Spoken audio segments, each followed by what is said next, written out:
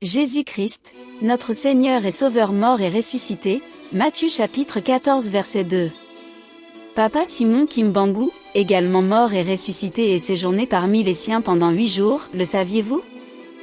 Si vous refusez de m'accorder la parole au culte, je vous dis que vous ne prierez pas aussi. Parole sacrée de Papa Simon Kimbangu à ses disciples détenus de Loa. Je ferai tomber une grande pluie sur toute la contrée de Loa, vous allez voir. Alors faux et archi-faux à ceux qui pensent que Papa Simon Kimbangu fut englouti sous terre sans être ressuscité. Telle est la vitrine de notre numéro de ce jour sur votre chaîne YouTube Jofinfort et dans la rubrique sacrée, Histoire en 5 questions. L'invité dans cette affiche est celui qui vous est déjà assez familier, nous citons, Papa Achille Geoffroy Osiala. Papa, bonjour. Bonjour madame, je suis très content de me retrouver encore sur ce plateau avec vous pour parler de la résurrection de Papa Simon Kimbangu. Merci. Je vous en prie papa. Entrons alors dans le vif du sujet. Papa Geoffroy, je ne suis pas assez géographe, dites-nous, de quelle planète se trouve Loa dont il est question aujourd'hui? Merci madame. Oui, allez-y pour fixer les esprits. Loa n'est pas loin de nous. Il est dans la planète Terre, là où nous sommes madame. Loa est une localité située dans la province orientale ou le Haut-Congo, en République démocratique du Congo. Loa tire son nom sur l'intersection entre la portion du fleuve Maniema et celui de Lualaba, ou fleuve Congo. Alors ce point de concours s'appelle Loa. Construit par les colons eux-mêmes, Loa était considéré comme un grand centre de détention. Ok, donc l'on doit retenir que là, existait un quartier général des relégués de Papa Simon Kimbangu. Alors, environ 30 ans déjà que leurs maîtres n'étaient plus ensemble avec eux, c'est quand même énorme comme temps écoulé. Étaient-ils restés fidèles à l'idéologie et aux enseignements de leur leader? Madame, après la mort de Papa Simon Kimbangu, le vendredi 12 octobre 1951, les détenus de Loa étaient dans une détresse énorme. Nombreux se disaient que nous sommes perdus, Papa Simon Kimbangu qui nous a emmenés ici n'est plus, qu'allons-nous devenir? Si bien que nombreux parmi eux avaient jeté l'éponge, avaient abandonné leur foi en Papa Simon Kimbangu, d'autres étaient obligés de se convertir dans d'autres confessions religieuses. Par contre, nombreux parmi eux avaient bien tenu le flambeau jusqu'à la fin, gardant ainsi leur foi en Papa Simon Kimbangu, comme les mamans Michael Mandombe, Thomas Douma, Dragon Vama, Emmanuel Ntima, Jean Lumbwende, Daniel Kiana, Mbaki André, Émile Zola, Pierre Lukuzi et nombreux encore. Voilà, toutefois ils étaient dans des prières, ils étaient dans la concentration parce qu'ils avaient toujours foi en leur maître, Papa Simon Kimbangu. C'est ça madame. Donc, tous confiants, avec leur morale en place, contre toute attente, Papa Simon Kimbangu va les surprendre alors. Non madame, l'arrivée de Papa Simon Kimbangu à Loa n'a pas été une surprise. Nous le savons bien que Dieu ne fait rien sans avoir averti ses enfants. D'ailleurs, nous le lisons dans le livre d'Amos au chapitre 3 verset 7. Si nous pouvons lire. Car le Seigneur, l'Éternel, ne fait rien sans avoir révélé son secret à ses serviteurs, les prophètes. Donc, Papa Simon Kimbangu, avant d'arriver à Loa, il a utilisé 2 canaux de sensibilisation. Alors, le premier canal, c'était la lettre qu'il a envoyée doublement auprès d'un monsieur ressortissant de Manyanga du nom de Mahambu Esaïe, qui était cordonnier, comme étant en campagne, parallèlement à sa fonction en tant que cordonnier, il avait aussi ses champs de riz. Une fois, il va dans son champ de riz pour un sarclage, il tombe sur une enveloppe. Dès qu'il ouvre l'enveloppe, c'était une lettre à l'intérieur. Alors, dans la lettre, c'est Papa Simon Kimbangu qui parlait, qui disait « Moi, je suis Simon Kimbangu, je viens vous rendre visite ici à Loa le 29 juillet 1952. » Ayant pris connaissance de ce contenu, il s'est posé 1001 questions au plus profond de lui. Il se dit que Simon Kimbangu est mort depuis longtemps. Quelle est finalement la raison d'être d'une telle lettre dans mon champ? Alors il a trouvé d'aucune utilité d'ailleurs d'aller informer les anciens détenus de Loa. Il garde donc l'anonymat, il prend la lettre, il l'emmène chez lui et il la garde. Quelques semaines après, c'est un étranger qui s'emmène encore dans le village pendant qu'il était lui dans son atelier en train d'accomplir son travail de cordonnier. Il était là en train d'arranger les chaussures de ses clients. L'étranger arrive avec une lettre. Il lui tend la lettre tout en lui disant que c'est Simon Kimbangu qui m'envoie pour te remettre cette lettre. Papa Maambou Esaïe prend la lettre, il l'ouvre. Alors à l'intérieur, le contenu était exactement comme ce qu'il avait lu lors de la première lettre. Pris de colère, il va prendre la première lettre, l'assembler avec la deuxième lettre et il va déchirer les deux lettres devant l'étranger. L'étranger ayant vu cela, il va lui dire que moi je ne suis pour rien, j'ai été juste mandaté pour te remettre cette lettre. Qu'à cela ne tienne, moi je vais repartir, mais j'ai une de mes chaussures qui est abîmée. Donc je te demande si cela peut te plaire de pouvoir me l'arranger, mais je te tiens déjà au courant que je n'ai rien sur moi, même pas un sou troué pour te remettre. C'est juste un service que je te demande. Alors papa Maambou Esaïe, encore, dans sa colère, va refuser catégoriquement de rendre service à cet étranger et cet étranger était parti. C'était là donc le premier canal que papa Simon Kimbangu a utilisé pour informer aux détenus de Loa qu'ils devaient venir leur rendre visite. Donc papa Maambou Esaïe a pris cela pour une simple chimère. Oui, comme un événement qui n'a aucune importance et ne pouvons pas se réaliser, madame. Puisque les lettres ont été déjà déchirées, même verbalement l'information n'a pas été donnée. Papa Maambou Esaïe avait refusé de donner l'information aux anciens détenus de Loa auxquels papa Simon Kimbangu avait l'ambition de venir rendre visite. Dommage. Et le deuxième canal alors? Alors ici, papa Simon Kimbangu va changer de procédure. Il va passer par le deuxième canal, comme nous le dit le livre de Job au chapitre 33, versets 14 à 16, que Dieu parle tantôt d'une manière ou d'une autre. Cette fois-ci, c'est par le canal de songe. Auprès de qui? Auprès de la femme de monsieur Jean Lumbwendi. Nous savons que monsieur Jean Lumbwendi, c'est un détenu depuis 1921 en Kamba. Et c'est ce monsieur-là qui hébergea même papa Simon Kimbangu. En 1921, après l'arrestation manquée du 6 juin 1921. Lorsque papa Simon Kimbangu était parti à Mbandasanda, c'est dans sa case que papa Simon Kimbangu va séjourner pendant 3 mois avant de repartir en Kamba pour être arrêté le 12 septembre 1921. Donc c'est auprès de la femme de papa Jean Lumbwende que papa Simon Kimbangu va passer pour faire passer son message. Alors sa femme était ressortissante de Loa du nom de Suzanne Museka. Très bien pour cette précision importante, oui on évolue. Je dois signifier ici que Mme Museka avec son mari, papa Jean Lumbwende, dans leur union, ils avaient déjà une fille du nom de Matondo Christine. Ah, ok. Alors, c'est la nuit du 28 juillet 1952, maman Museka, dans son sommeil, elle va voir un bateau accosté au port de Loa et elle voit 3 personnes descendre de ce bateau, dont 2 hommes et une femme qui portaient dans ses bras un enfant. Alors les 3 étrangers se sont dirigés vers maman Museka Suzanne. C'est la première personne qui va se présenter, qui dit que je suis Simon Kimbangu et les 2 autres sont mes amis. La première personne, le premier homme qui avait à peu près 30 années d'âge, s'appelait Valentin, donc s'appelle Valentin, c'est mon ami, et la femme qui est là s'appelle Bernadette. Alors, je suis là pour te dire que j'arrive ici à Loa le 29 juillet 1952 pour rendre visite à mes détenus qui sont ici.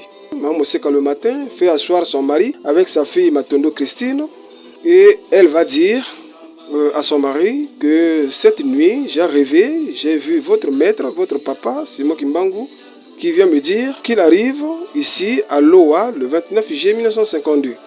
Et c'est exactement le 29 juillet 1952 à 7h que papa Simon Kimbangu arrive aussi dans un bateau accompagné de ses 2 amis, un homme et une femme qui portent dans ses bras un enfant également, tel que maman Museka l'avait vu dans son songe. Voilà, c'est ça. Alors on est le 29 juillet 1952 sur place à Loa, on continue. À 7h, nos 3 étrangers arrivent finalement à Loa. Alors les 3 prennent des renseignements, demandent là où pouvait se trouver le quartier général des adeptes de Papa Simon Kimbangu, détenus depuis 1921. On leur montre que c'était au fond du village. Là-bas, il y avait deux grandes églises, et l'église adventiste et l'église protestante. Mais tous les relégués étaient considérés comme étant de l'église protestante. Ils arrivent à l'église protestante. Là était érigé au fond du village un grand temple. Ils vont être reçus par Papa Kiana Daniel, qui était lui également détenu de 1921. Il était parmi les anciens. Il avait sur lui la charge de veiller à tous les étrangers. Donc c'était comme un protocole alors. Ils vont se présenter auprès de Papa Kiana. Lui, il va se dire à Papa Kiana que lui s'appelle Tumba Joseph. Il présente également ses deux compagnons. Il dit qu'il est juste catéchiste. Il est de passage. Papa Kiana Daniel va les héberger dans la case des étrangers. À ce moment-là, tous les détenus de l'OA n'étaient pas sur place. Ils étaient tous partis, vaquer à leurs occupations quotidiennes, certains dans les champs, d'autres à la pêche. Et il n'y avait aucun détenu là. Cependant, Maman Mousseka Suzanne revient des champs, elle prépare sa nourriture et sa fille Matondo Christine rentre également de l'école. Maman Mousseka va demander à sa fille d'aller prendre les assiettes dans leur cuisine qui faisait face à la case où était hébergé Papa Simon Kimbangu et ses compagnons. Maman Matondo Christine, qui n'avait que 12 ans d'âge, arrivée en face, Papa Simon Kimbangu appelle l'enfant. Alors l'enfant, au fond d'elle, a bourdonné avec la fatigue, étant donné qu'elle avait également faim et ne voulait pas venir. Répond à Papa Simon Kimbangu. Sa mère dans la maison écoutait comment l'enfant parlait. Dès que l'enfant revient à la maison, c'est sa mère qui va lui poser la question. Moi, j'ai entendu ta voix. Avec qui tu conversais?